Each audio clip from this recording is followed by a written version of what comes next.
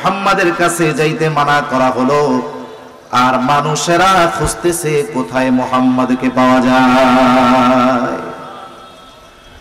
কেউ গেছে জাদু দেখার জন্য, কেউ গেছে কবিতা শোনার জন্য, কেউ গেছে পাগল দেখার জন্য, কেউ গেছে গণক মনে কইরা গণকের কাছে। বলেন তো, আমার আপনার নবী কি জাদুকর? আমার আপনার নবী পাগল? আমার আপনার নবী কি কবি? আমার আপনার নবী কি গণক? কিছুই না। আমার আপনার নবীর কাছে এইসব কিছুই নাই। তবে একটা জিনিস আমার আপনার নবীর কাছে ছিল, আছে, সেটা হলো কোরআন। নবীজির কাছে যেই যাইতো নবীজি তাকে কোরআন শোনায়া দিতেন। ১৫০০ বছর আগে নবীজি দুনিয়া থেকে চলে গেছেন। ১৫০০ বছর পরেও ওই কোরআনুল কারীম যদি কোনো কারি সুললিত কণ্ঠে তিলাওয়াত করে, একটা মানুষ যত মূর্খ হোক না কেন, কোরআন বুঝুক আর না বুঝুক, কোরআন পড়তে পারুক আর না পারুক, কিন্তু ওই কোরআনুল কারীমের তিলাওয়াত, সুললিত কণ্ঠের তিলাওয়াত যখন একটা মূর্খ মানুষও শুনে, তার হৃদয়ের মধ্যে এই কোরআনুল কারীমের প্রভাব এতটা প্রভাব বিস্তার করে যে একটা সময় আবেগ আপ্লুত হয়ে কারি সাহেবের তিলাওয়াতে মুগ্ধ হয়ে সে জবান খুলে উচ্চ আওয়াজে বলে উঠে আল্লাহু আকবার। বলে না এরকম? কারি সাহেবরা যখন তিলাওয়াত করে টান দেয়, ১৫০০ বছর পরে একজন সাধারণ কারির কণ্ঠে তিলাওয়াত শুনে যদি মানুষ এতটা আবেগ আপ্লুত হতে পারে, এতটা প্রভাব যদি মানুষের অন্তরে এই কোরআনুল কারীম করতে পারে, সৃষ্টি করতে পারে, তাহলে যার কাছে স্বয়ং কোরআন নাজিল হয়েছে, বলেন তো, তিনি যখন কোরআনুল কারীমের তিলাওয়াত করতেন আর শ্রোতারা যখন তার পবিত্র জবানের তিলাওয়াত শুনত, ওই তিলাওয়াত যারা শুনতো তারা আমাদের মতো সাধারণ মানুষ না, তারাও কোরআনের ভাষা সম্পর্কে বুঝতো যে এটা কত উচ্চাঙ্গের। ওই মানুষগুলো যখন নবীজির জবানের তিলাওয়াত শুনতো, দেখা যাইতো গেছে জাদু দেখার জন্য, কবিতা শোনার জন্য, কিন্তু কোরআনুল কারীমের তিলাওয়াত শুনে ওই মানুষগুলো তাদের হৃদয়ে ঈমানের নূর প্রজ্বলিত করে বাড়িতে ফিরত। সুবহানাল্লাহ। তাহলে কাফেররা আমার আপনার নবীর থেকে মানুষদেরকে ফেরানোর জন্য ৪টি শব্দ বেশি ব্যবহার করত। তবে এই ৪টি বিষয় কোনো মানুষের চরিত্রের ত্রুটির কারণ হতে পারে না। এই জন্য এত সুন্দর চরিত্র আমার আপনার নবীর। কিন্তু আফসোসের ব্যাপার, ১৫০০ বছর পরে ইসলাম বিদ্বেষী, নবী বিদ্বেষী এমন অনেক মানুষ আমাদের সমাজে বসবাস করে, এই পৃথিবীতে বসবাস করে। ওই মানুষগুলো অনেকে মুসলমানের ঘরে জন্ম নিয়েছে, কিন্তু কাফেররা নবীর চরিত্রের ব্যাপারে অপবাদ দেওয়ার দুঃসাহস না করলেও অনেক ইসলাম বিদ্বেষী আমার আপনার নবীর চরিত্রের ব্যাপারে অপবাদ দেওয়ার দুঃসাহস করে। নবীর চরিত্রের ব্যাপারে অপবাদ দেওয়ার দুঃসাহস করে তারা। নবীর চরিত্রের ব্যাপারে অপবাদ দেওয়ার মাধ্যমে নবীর উম্মতদের হৃদয় থেকে নবীর ভালোবাসা কি কমানো যাবে নাকি? কমবে না। সাধারণ মানুষের বিষয়টা ভিন্ন। এই পৃথিবীর বা এই দেশের যত বড় বুজুর্গ ব্যক্তি হোক না কেন, যত ভালো মানুষ হোক না কেন, ওই ভালো মানুষের চরিত্রের ব্যাপারে যদি কেউ অপবাদ দেয়, তার মানে উনি যেই কাজটা করে নাই ওনার ব্যাপারে, ওই কাজের ব্যাপারে দোষারোপ করা হয়েছে যে উনি এই কাজটা করছে। সবচেয়ে ভালো মানুষটাও যদি করে, ওই মানুষটাকে যারা বিশ্বাস করে, ভালোবাসে, ওনার ব্যাপারে অপবাদ দেওয়ার পরে মানুষের মধ্যে কমপক্ষে 2টা ভাগ হয়ে যাবে। একদল বলবে না, ওনার মতো ব্যক্তি এই কাজ করতে পারে না। আর একদল বলবে না রে মিয়া, কিছু রটে কিছু বটে। তার মানে কিছু না হলে কি কিছু হয় নাকি? কিছু মনে হয় করছে, এই জন্যই বলতেছে, ঠিক কিনা? যাদের অন্তরে এই সংশয় আসবে, বলেন তো ওই ব্যক্তির প্রতি তাদের ভালোবাসা আগের অবস্থায় থাকবে নাকি কমবে? একটু জোরে বলেন না, কমবে না থাকবে আগের অবস্থায়? নিঃসন্দেহে কমে যাবে। কিন্তু এই পৃথিবীর সব ইসলাম বিদ্বেষীরা, এরা যদি আমার আপনার নবীজির চরিত্রের ব্যাপারে অপবাদ দেয়, এই পৃথিবীর যত মুসলমান আছে নবীর যত উম্মত আছে ইমানদার, বলেন তো আমাদের হৃদয়ে নবীজির প্রতি ভালোবাসা মোহাব্বত একটু কি কমবে নাকি? বরং কমবে তো নাই। বরং কেউ যদি নবীর চরিত্রের ব্যাপারে অপবাদ দেওয়ার দুঃসাহস করে, যেই ব্যক্তি নবীর সুন্নাতের অনুসরণ করে না, নামাজ কালাম ঠিক মতো পড়ে না, কিন্তু ঈমান তার হৃদয়ে কিছু হলেও আছে, ওই ব্যক্তিটাও নবীর বিরুদ্ধে অপবাদ দেওয়ার কারণে যেই জালেম এই কর্ম করবে, তাকে যদি সামনে পায় পাড়িয়ে ধরে তার জিহ্বাটাকে ছিঁড়ে ফেলবে। নবীর বিরুদ্ধে অপবাদ দিলে তার সম্মান কমবে না। এখন প্রশ্ন হইল, সম্মান যদি না কমে তাহলে তার ব্যাপারে অপবাদ দিলে প্রতিবাদ করার দরকার কি? এখানেই প্রশ্ন। বলেন তো কেউ যদি আমার আপনার বাবার বিরুদ্ধে অপবাদ দেয়, আমি আপনি বসে থাকব? কেউ যদি আমার আপনার নেতার বিরুদ্ধে অপবাদ দেয়, আমি আপনি বসে থাকব? কেউ যদি আমার আপনার প্রিয়জনের বিরুদ্ধে অপবাদ দেয়, বসে থাকব? আমি চেষ্টা করব জীবন দিয়ে হলেও যে অপবাদ দিয়েছে তার প্রতিবাদ করার। ঈমান তো এটাই যে আমি আমার বাবার চাইতে আমার নবীকে বেশি ভালোবাসি, আমি আমার নিজের জীবনের চাইতে আমার নবীকে বেশি ভালোবাসি। যেখানে বাবার বিরুদ্ধে অপবাদ দিলে বসে থাকি না, সেখানে যেই মুহাব্বতের সাথে ঈমানের সম্পর্ক, ওই নবীর ব্যাপারে অপবাদ দিলে ন্যূনতম ঈমান যার মধ্যে আছে, আল্লাহর কসম, সে বসে থাকতে পারে না। তাহলে নবীর বিরুদ্ধে অপবাদ দিলে নবীর সম্মান কমবে না, কিন্তু এই কারণে বসে থাকার সুযোগ নাই। কারণ ঈমানের দাবি, নবীর বিরুদ্ধাচরণ যে করবে, নবীর বিরুদ্ধে যে অপবাদ দিবে, তার বিরুদ্ধে প্রতিবাদ করা, তার সর্বোচ্চ কঠিন শাস্তির ব্যবস্থা নিশ্চিত করা, এটা ঈমানি দাবি। ঠিক কিনা বলেন? আফসোস লাগে, নবীজির চরিত্রের ব্যাপারে অপবাদ দেওয়ার দুঃসাহস অনেক মুসলমানের ঘরের সন্তানেরা করে। কয়েকটা বিষয় নিয়ে নবীর চরিত্রের ব্যাপারে অপবাদ তারা দিয়ে থাকে। সবগুলো বিষয় তো এক মজলিসে একসাথে বলা সম্ভব নয়। দুই একটা বলে আপনাদের খেদমতে আমি বিষয়গুলো সংক্ষিপ্ত সারে নির্ধারিত সময় আলোচনা শেষ করার চেষ্টা করব ইনশাআল্লাহ। এক নাম্বার, নবীর ব্যাপারে তাদের প্রথম অপবাদ হলো 25 বছরের মুহাম্মদ 40 বছরের খাদিজাকে বিবাহ করছে। এটা বিবাহ করছে সম্পদের লোভে। তিনি সম্পদ লোভী ছিলেন। নাউজুবিল্লাহ বলেন। এত আস্তে বললেন নাউজুবিল্লাহ, আরো জোরে বলেন নাউজুবিল্লাহ। অথচ ইতিহাস কি বলে? ইতিহাস বলে যে রাসূল আকরাম সাল্লাল্লাহু আলাইহি ওয়াসাল্লাম আমার আপনার নবী খাদিজাতুল কুবরা রাদিয়াল্লাহু তাআলা আনহাকে নিজে বিবাহের প্রস্তাবও দেন নাই। প্রস্তাব আসছে খাদিজার পক্ষ থেকে। লম্বা ঘটনা আমি সংক্ষিপ্ত সারে বলি। খাদিজাতুল কুবরা রাদিয়াল্লাহু তাআলা আনহা নবীজির সাথে বিবাহের আগে ওনার দুইজনের সাথে বিবাহ হয়েছিল। দুই স্বামী ইন্তেকাল করেছে, দুনিয়া থেকে বিদায় নিয়েছে। উনি দৃঢ় প্রতিজ্ঞাবদ্ধ হলেন যে তিনি আর বিবাহ বন্ধনে আবদ্ধ হবেন না। এই নিয়তে দৃঢ় প্রতিজ্ঞাবদ্ধ যে আর বিবাহ শাদী করব না। নিজের কিছু সম্পদ, পিতার কিছু সম্পদ, স্বামীর কিছু সম্পদ, এগুলো তিনি পেয়েছিলেন। এগুলো দিয়ে তিনি ব্যবসায় লাগায় দিলেন। তিনি একজন বুদ্ধিমতী নারী ছিলেন, বিদুষী নারী ছিলেন। ওই জাহেলিয়াতের সময় কাফেররা খাদিজাতুল কুবরার উপাধি দিয়েছিল তাহেরা, পুত পবিত্রা। তিনি একজন প্রসিদ্ধ ব্যবসায়ী ছিলেন। বিভিন্ন দেশের রাজা বাদশাহ ওনাকে বিবাহের প্রস্তাব দিয়েছে, কিন্তু উনি বিবাহে রাজি হন নাই। তিনি নিয়ত করেছেন বাকি জীবন এভাবেই কাটিয়ে দিবেন। এক সময় ওনার ব্যবসা বেশ বড় হলো। উনি চিন্তা করলেন যে ওনার ব্যবসার ইতিহাসে সবচাইতে বড় এক্সপোর্ট ইম্পোর্টের পরিচালনা এবার তিনি করবেন। মক্কা থেকে কিছু পণ্য নিয়ে সিরিয়ায় বিক্রি হবে, সিরিয়া থেকে আবার কিছু পণ্য কিনে এনে মক্কার বাজারে বিক্রয় করা হবে।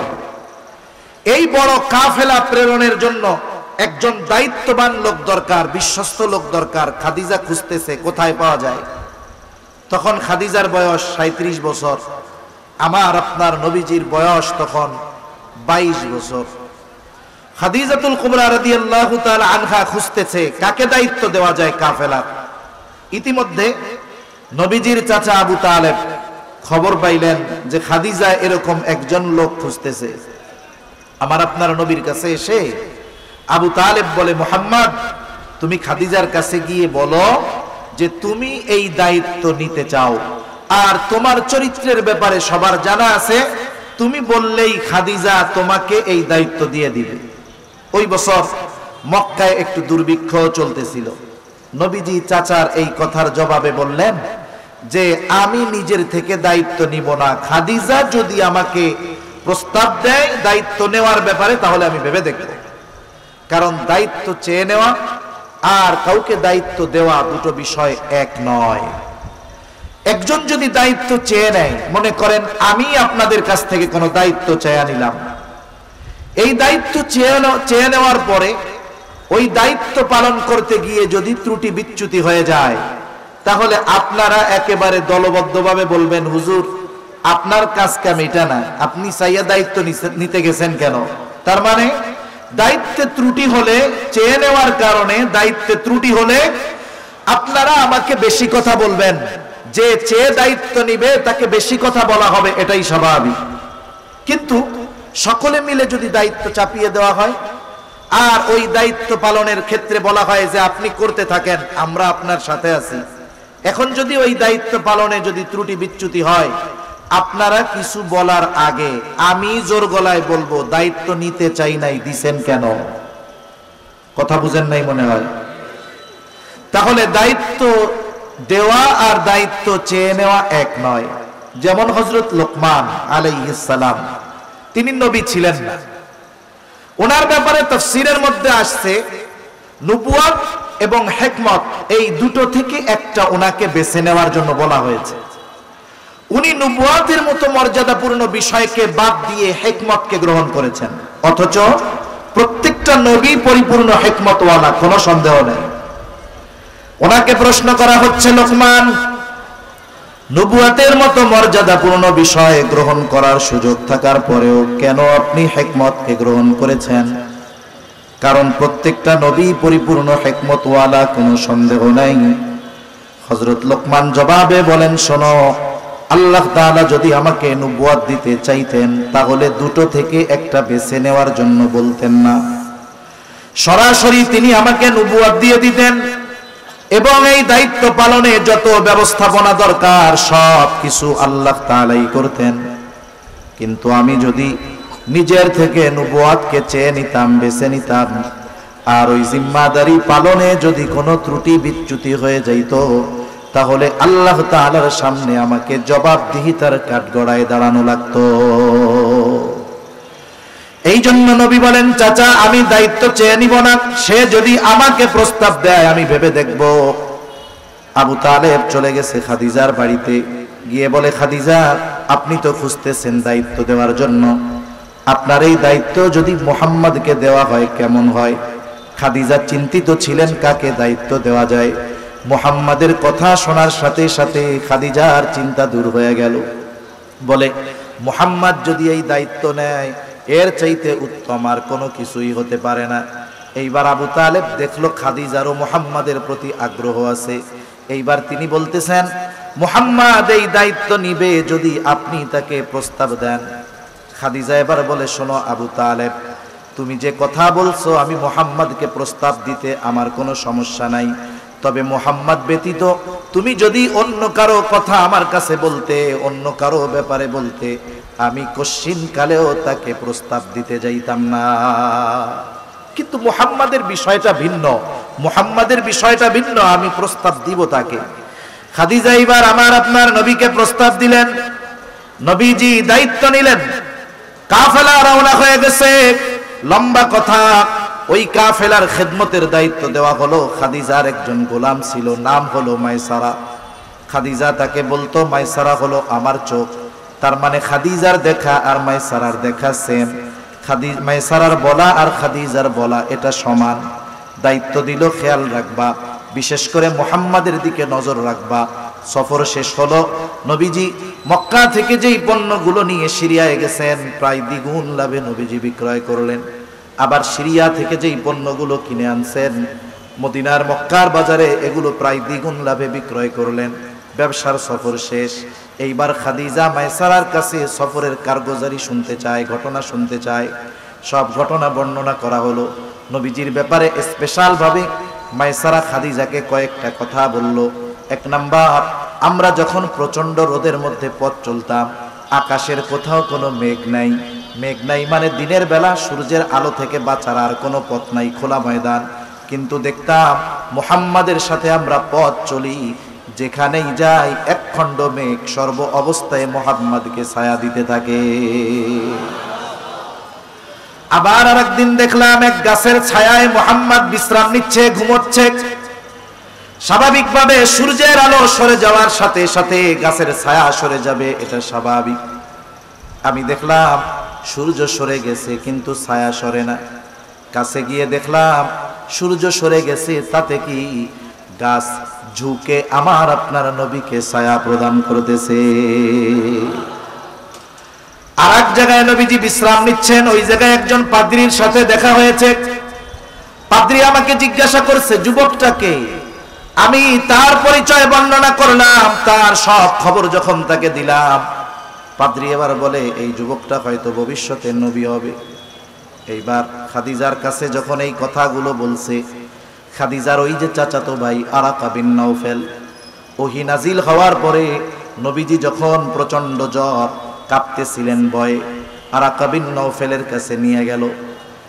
আজ থেকে বিবাহ ওই নবুয়তির প্রায় 17-18 বছর আগে খাদিজা এই কথা যখন শুনছে অচিরেই একজন নবী আসবে এবং সে নবী হতে পারে, গেছে আরাকা বিন নাওফেলের কাছে গিয়া বলে ভাই অচিরেই কি কোনো নবী আগমনের সম্ভাবনা আছে নাকি?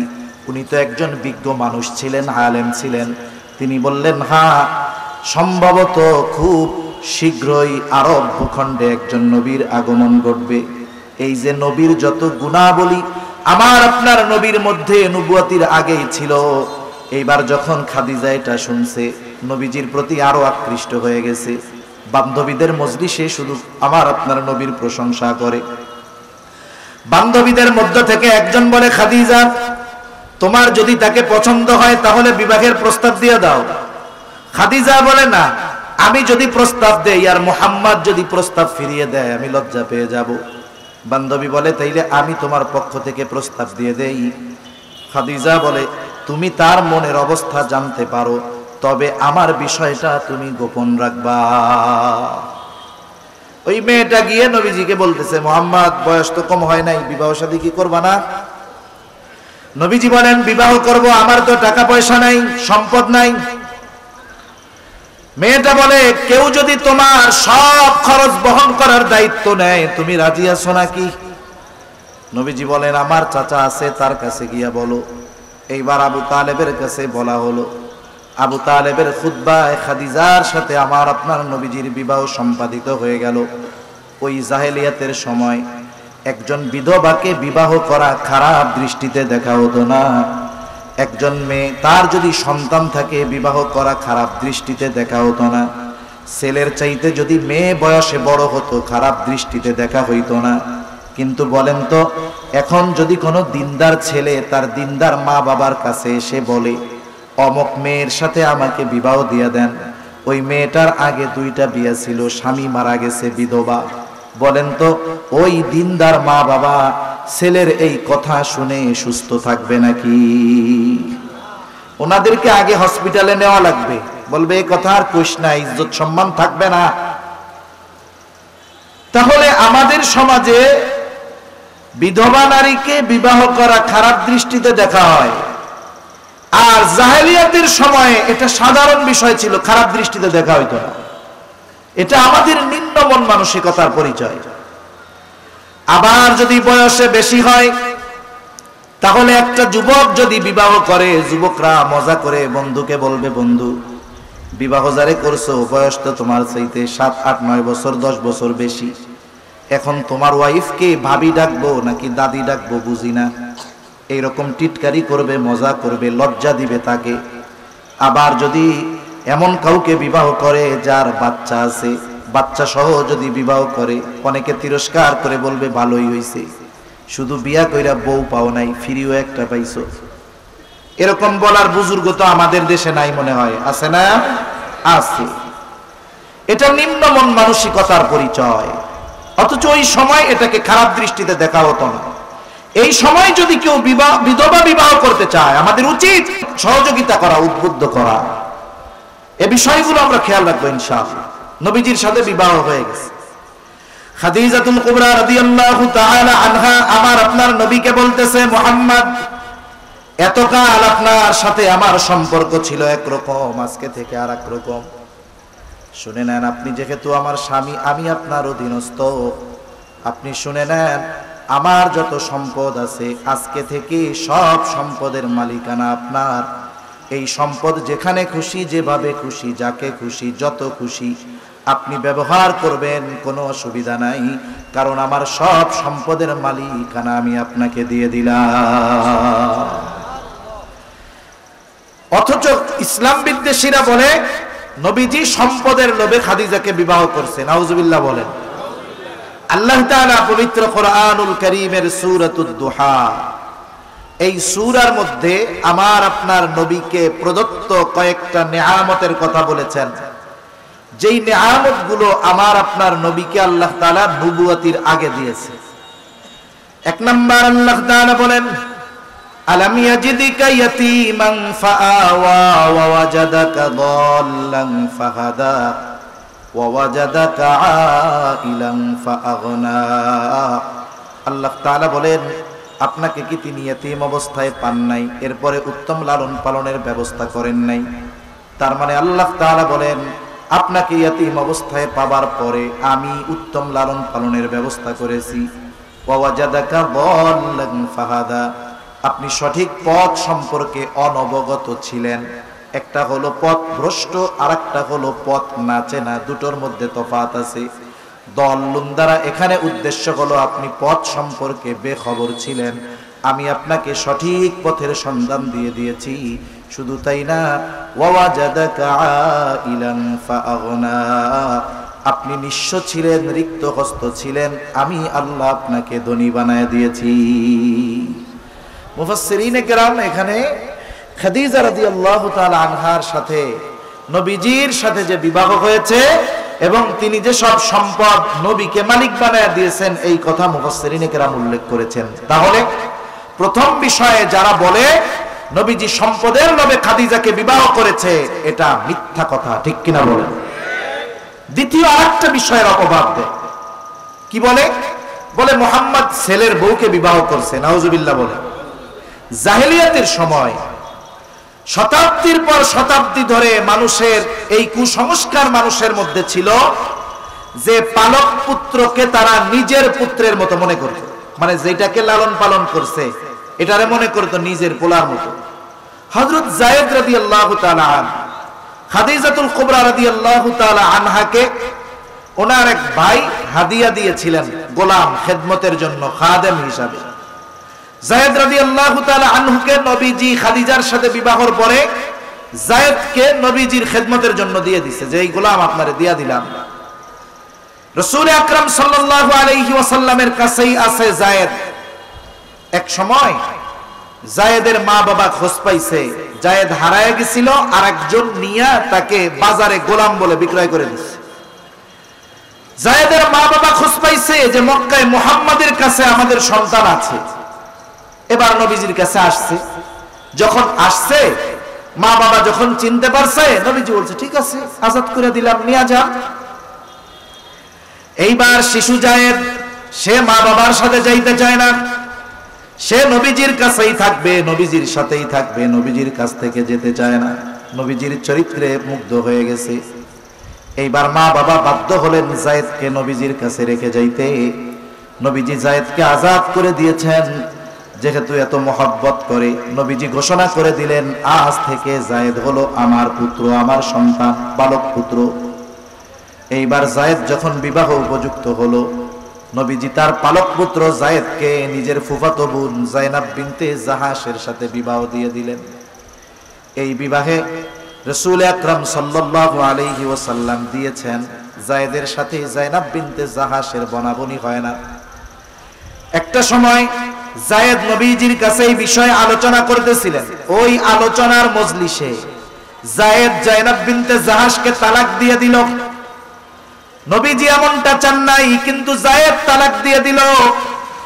আর আল্লাহ তাআলা নির্দেশ দিলেন, পয়গম্বর যায়েদ তো ছেড়ে দিয়েছে, এখন ইদ্যতকালীন সময় পার হওয়ার পরে আপনি আপনার ওই বোনকে বিবাহ করবেন, যাকে যায়েদের সাথে বিবাহ দেওয়া হয়েছিল। তাহলে জাহেলিয়াতের সময়ের মানুষ পালক পুত্রকে নিজের পুত্রের মতো মনে করত। আর নবীজি যদি যায়েদের তালাক প্রাপ্তা স্ত্রীকে বিবাহ করেন, তাহলে তারা বলতে শুরু করবে, দেখো মুহাম্মদ নিজের পুত্রবধূকে বিবাহ করেছে। আসলে মূলত আল্লাহ তাআলা চেয়েছেন আমার আপনার নবীজির মাধ্যমে যুগের পর যুগ, শতাব্দীর পর শতাব্দী ধরে চলে আসা কুসংস্কারের কবর রচনা করার জন্য। আবার কিছু কিছু সময় আছে বলার চাইতে করার দ্বারা ফায়দা বেশি হয়।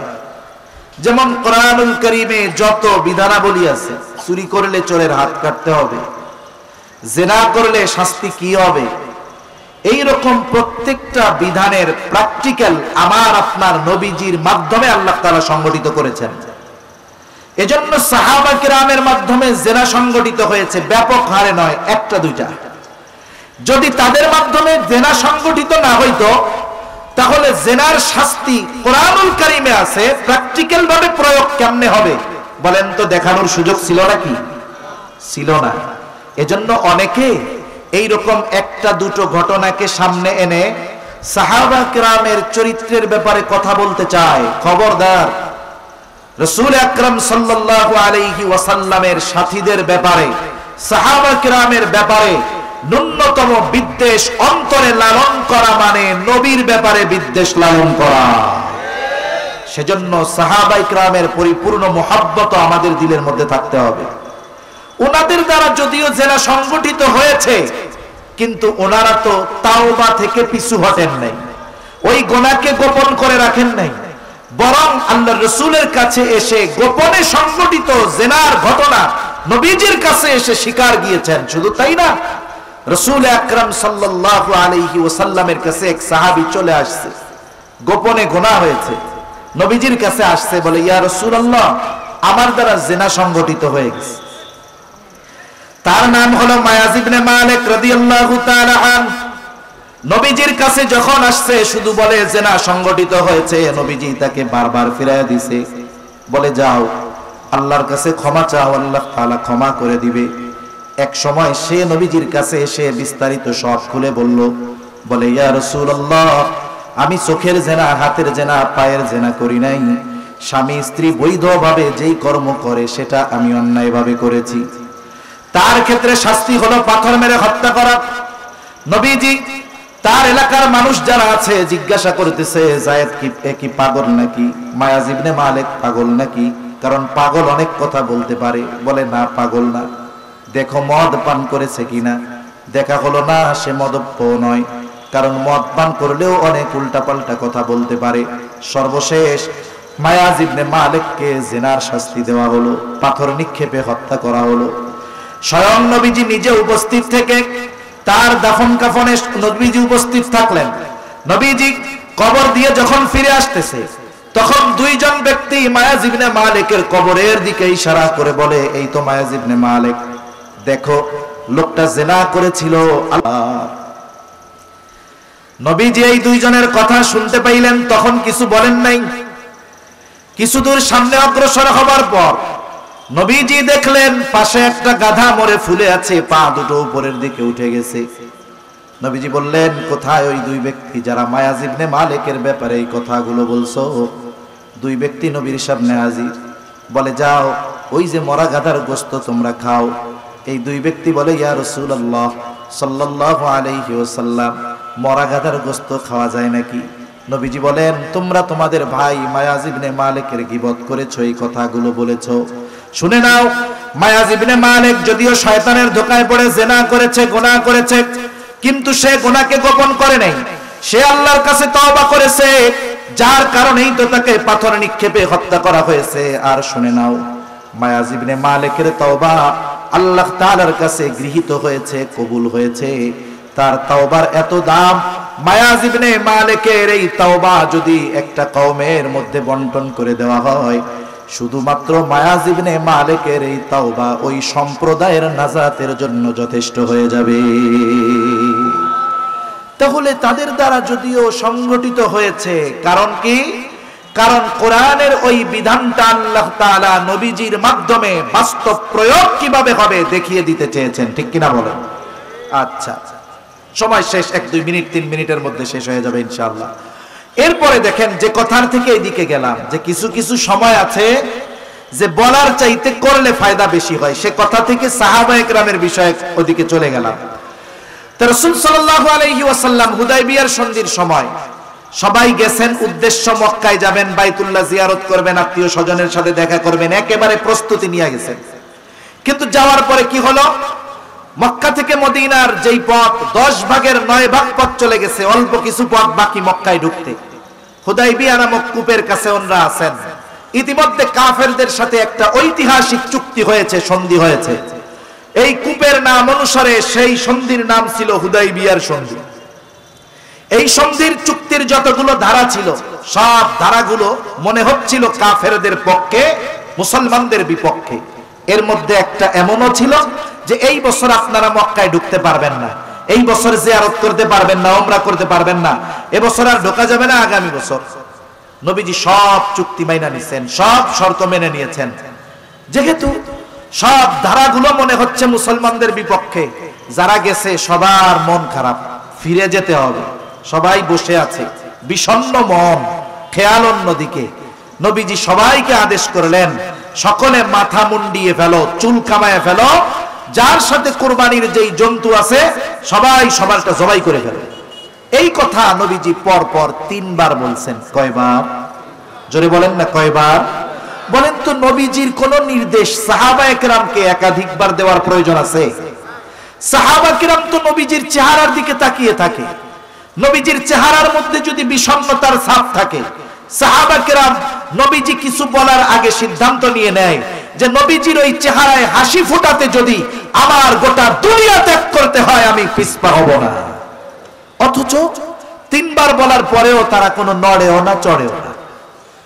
নবীজি এবার ওই সফরে নবীজির সাথে ছিলেন উম্মে সালামা রাদিয়াল্লাহু তাআলা আনহা। নবীজি উম্মে সালামা রাদিয়াল্লাহু তাআলা আনহার কাছে গিয়ে ঘটনা বর্ণনা করলেন যে অবস্থা তো এই, কি করা যায়? উম্মে সালামা বলে, ইয়া রাসূলুল্লাহ, হয়তো তারা মনোকষ্টে আছে, আপনার কথা খেয়াল করে নাই, আপনার কিছু বলার প্রয়োজন নাই, আপনি আপনার জন্তুটা নিয়ে তাদের সামনে জবাই করে দেন। এইবার নবীজি তার প্রাণীটা এনে তাদের সামনে যখন জবাই করে দিলেন, কিচ্ছু বলা লাগে নাই, সাথে সাথে সকলে উঠে গিয়ে মাথা মুন্ডিয়ে ফেললো এবং যার কাছে যেই জন্তু ছিল সকলে সেগুলোকে কোরবান করে দিল। যে কথার থেকে এদিকে গেলাম যে কিছু বিষয় আছে বলার চাইতে করার মাধ্যমে বেশি প্রভাব বিস্তার হয়। আমার আপনার নবীর মাধ্যমে এই ঘটনাকে সংগঠিত করে মূলত আল্লাহ তাআলা চেয়েছেন এই কুসংস্কারের কবর রচনা করার জন্য। নবীজির কথা যখন বিবাহ করবে, মানুষে কি বলবে, লোকে কি বলবে? আল্লাহ তাআলা বলেন মা কানা আল্লাহ তাআলা বলেন ওরা বলতেছে ছেলের বধূকে বিবাহ করেছে, আর আল্লাহ তাআলা বলেন মা কানা মুহাম্মাদুন আবা আহাদিম মির রিজালিকুম ওয়ালাকির রাসূলুল্লাহ। মুহাম্মদ সাল্লাল্লাহু আলাইহি ওয়াসাল্লাম তোমাদের কোন পুরুষের পিতা নন, ওয়ালাকির রাসূলুল্লাহ, তিনি হলেন আল্লাহর রাসূল, ওয়া খাতামান নবীন, তিনি হলেন শেষ নবী। আল্লাহ তাআলা আমার আপনার নবীর মাধ্যমে কাজটা সংগঠিত করিয়েছেন। এই জন্য আমাদেরও মনে রাখতে হবে, অনেকের ঘরে পালক পুত্র পালক কন্যা আছে না নাই? আপনি ছোট বাচ্চা আনছেন, পালতেছেন, যে এটা আপনার পালক মেয়ে, বড় হইছে, আপনি কত আদর করছেন, চুমা দিছেন। ওই মেয়েটা যখন প্রাপ্তবয়স্কা হয়ে যাবে, পালক বাবার সাথে আর দেখা করতে পারবে না। ছোট বাচ্চা ছেলে আনছিলেন, মা হিসাবে লালন পালন করেছে আপনার স্ত্রী, পুত্রবধূ, সে যে হয় হোক। এখন ওই ছেলেটা যখন বালেগ হয়ে যাবে, তখন ওই মা আর ওই ছেলের সাথে দেখা দিতে পারবে না। যদি ভিন্ন কিছু হয়, কেমনে? 2 বছরের আগে ছেলেটাকে আনছে, ওনার স্তনে দুধ নেই, উনি কি করলেন, ওই ছেলেকে দিয়ে ওনার আপন বোনের দুধ পান করায় দিলেন, তখন সম্পর্ক ভিন্ন। কিন্তু যদি ওই সম্পর্ক স্থাপিত না হয়, স্বাভাবিকভাবে পালক ছেলে পালক মেয়ে যখন বড় হয়, প্রাপ্তবয়স্ক হয়, পালক সন্তান থেকে মার পর্দা করতে হয়, মায়ের সাথে পালক পুত্রের পর্দা করতে হয়। মেয়ে যখন বালেগা হয়ে যায়, বাবার ওই পালক কন্যার সাথে পর্দা করতে হয়, মেয়েটারও ওই পালক বাবার সাথে পর্দা করতে হয়। কথা বোঝা গেছে তো? দুইটা বিষয় বললাম। নবীজির চরিত্রের ব্যাপারে অপবাদ ওরা দিতে চায়, অথচ আল্লাহ তাআলা আমার আপনার নবীর মাধ্যমে এই বিবাহ সংগঠিত করেছেন কেন? যেন যুগের পর যুগ ধরে চলে আসা এই কুসংস্কারের কবর রচনা হয়ে যায়। সর্বশেষ কথা হলো, পৃথিবীর সবাই মিলে যদি নবীজির চরিত্রের ব্যাপারে অপবাদ দেওয়ার দুঃসাহস করে, দিতেও থাকে, আল্লাহর কসম আমার আপনার নবীজির প্রতি আমাদের কারো ন্যূনতম ভালোবাসা কমবে না, বরং আরো বাড়বে। মানুষ নবীর সম্পর্কে জানবে এবং নবীজির উত্তম আখলাকে আকৃষ্ট হয়ে ইসলামের ছায়াতলে আসবে। তবে এটাও মনে রাখতে হবে, যদি কেউ নবীর চরিত্রের ব্যাপারে উপবাদ দেওয়ার দুঃসাহস করে, সে যে হয় হোক না কেন, ইমানদার তাওহীদি জনতা ঈমান হেফাজতের দাবিতে, ঈমানের দাবিতে ওই জালিমের কণ্ঠ রোধ করার জন্য যত ব্যবস্থা গ্রহণ করার দরকার, ঈমানদার তাতে পিছপা হবে না। ঠিক কিনা বলেন? সেজন্য আমার আপনার নবীর চরিত্রকে আল্লাহ মহান চরিত্রে অধিষ্ঠিত করেছেন, এবং নবীর চরিত্র পূর্ণাঙ্গ চরিত্র। আমার আপনার নবীর আগে যত নবী আসছে সবাই উত্তম চরিত্রওয়ালা, কিন্তু আমার আপনার নবীর ব্যাপারে আল্লাহর নবী বলেন, ইন্নামা বুইসতু লিউতাম্মিমা মাকারিমাল আখলাক। নবীর চরিত্র শুধু উত্তম নয়, নবীজি বলেন আমাকে উত্তম চরিত্রে পরিপূর্ণতা প্রদানার্থে প্রেরণ করা হয়েছে। সব নবী উত্তম চরিত্রওয়ালা নবী, আমাদের নবী উত্তম চরিত্র পরিপূর্ণতা দান করনেওয়ালা নবী। আল্লাহ তাআলা সেই নবীর পরিপূর্ণ অনুসরণ করার তৌফিক আমাদের দান করেন। সাথে সাথে আল্লাহ তাআলা আমাদের অন্তরকে তার এবং তার হাবিবের মুহাব্বত দিয়ে ভরপুর করে দেন। সকলে বলি আমিন। ওয়া আখিরু দাওয়ানা আনিল হামদুলিল্লাহি রাব্বিল আলামিন। আসসালামু আলাইকুম ওয়া রাহমাতুল্লাহি ওয়া বারাকাতুহু।